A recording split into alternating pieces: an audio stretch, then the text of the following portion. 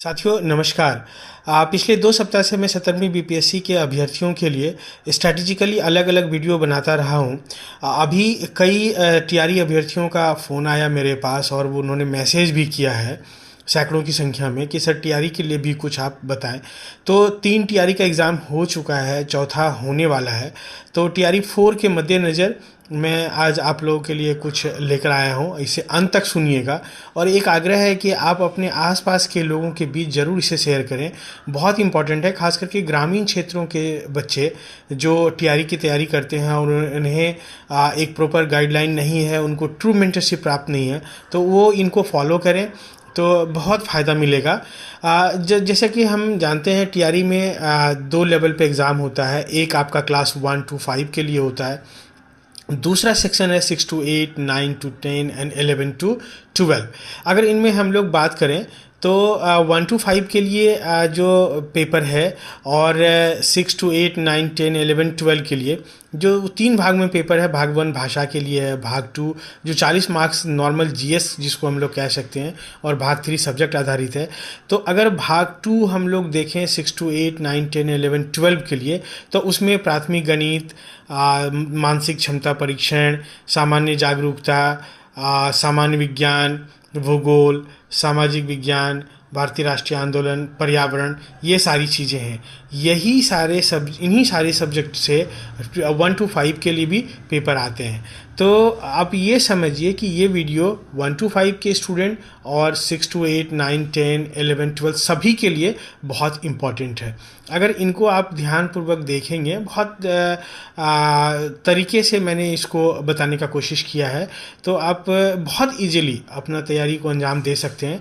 सबसे पहला जो प्राथमिक गणित है उसके लिए मैं बार बार कहता रहा हूँ कि आप कोई भी अंक गणित की किताब लें, जो मोस्ट प्रेफरेबल है आर.एस. अग्रवाल का अंक गणित की किताब ले लें, उससे अभ्यास करें तो आपके इसके सवाल बनेंगे।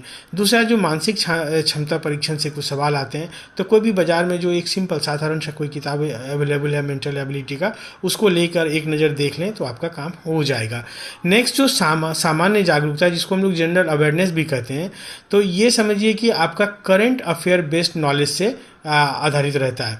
तो जो लोग करंट अफेयर के लिए एक मासिक मैगजीन फॉलो कर सकते हैं, और साथ में एक डेली पेपर भी आप ज़रूर देखें। तो दोनों मिलाकर करके देखेंगे तो आपका इस सेक्शन के जो सवाल आएंगे वो बहुत आराम से बन जाएगा। नेक्स्ट जो सेक्शन है सामान्य विज्ञान का, जो जिसको जनरल साइंस कहते हैं, इसके लिए मैं आपको सलाह दूंगा कि एनसीईआरटी 6 से 10 तक का एनसीईआरटी पढ़िए, तो यहाँ आपके सवाल बहुत आसानी से बनेंगे। भूगोल, सामाजिक विज्ञान और भारतीय राष्ट्रीय आंदोलन के लिए, इन तीनों सेक्शन के लिए आप एनसीईआरटी 6 to 12 पढ़िए, तो उसमें आपका काम हो जाएगा। और भारतीय राष्ट्रीय आंदोलन के लिए आप कोई भी एक, जैसे बिपिन चंद्र की एक किताब ले सकते हैं। इतना कर लेंगे तो आपका काम हो जाएगा। पर्यावरण के लिए मैं आप लोगों को सजेस्ट करना चाहूँगा कि एनसीईआरटी क्लास 12 का बायो ले लीजिए। उसका आखिरी यूनिट में 3-4 चैप्टर्स दिए हुए हैं पर्यावरण एंड पारिस्थितिकी करके, तो आप उनको देखिए। अभ्यास के लिए छात्रों, आप जो अभी टीआरई 1, 2, 3 और जो कैंसिल हुआ था 3, उनके चारों पेपर्स निकालिए, उनको देखिए। सबसे पहला आधार इन्हीं को बनाइए।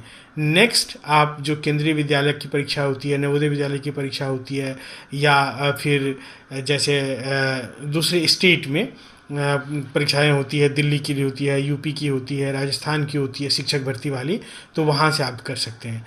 और बीपीएससी का पीवाईक्यू अगर आप करेंगे तो ये जो जनरल सेक्शन के बहुत सारे सवाल हैं वहाँ से आपको बनेंगे।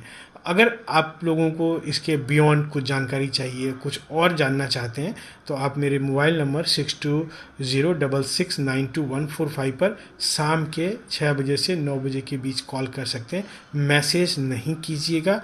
और आप लोगों से आग्रह है कि आप चैनल को ज़रूर सब्सक्राइब कीजिए, आसपास के लोगों को बताइए। हम एक रचनात्मक उद्देश्य से युवाओं के बीच हमेशा उपलब्ध हैं और उनके बेहतरी के लिए हर कदम हम आपके साथ हैं। Thank you.